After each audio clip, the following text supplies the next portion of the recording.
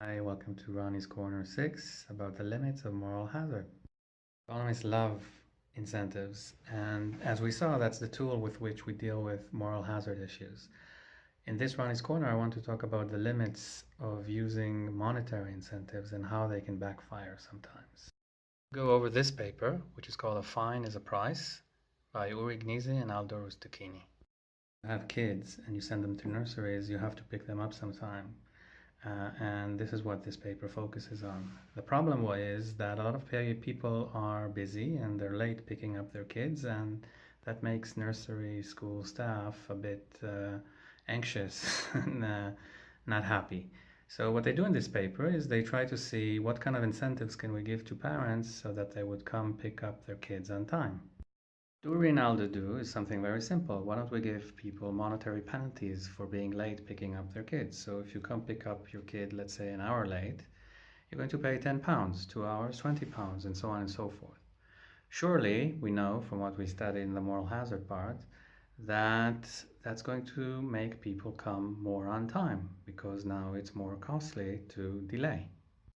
Sometimes life is different. So let's see the result that they got in this paper. In this picture, you see the white squares that are connected with a line.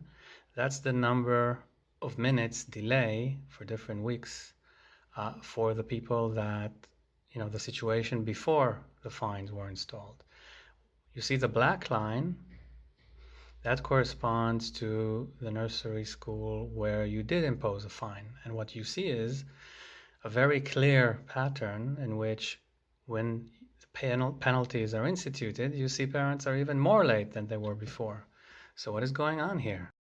What is going on here seems to be something that we're missing in the models that we've gone over in classes. It seems that what happened here is that the monetary incentives crowded out other incentives that are not monetary.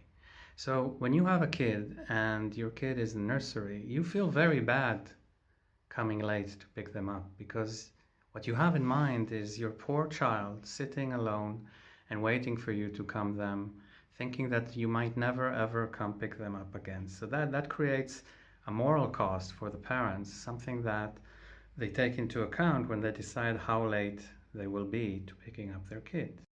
When you impose a penalty, you put a price on being late. So now the moral issue is out of the picture, and you think, is it worth for me to pay 10 extra pounds so that I can spend 1 hour more at work?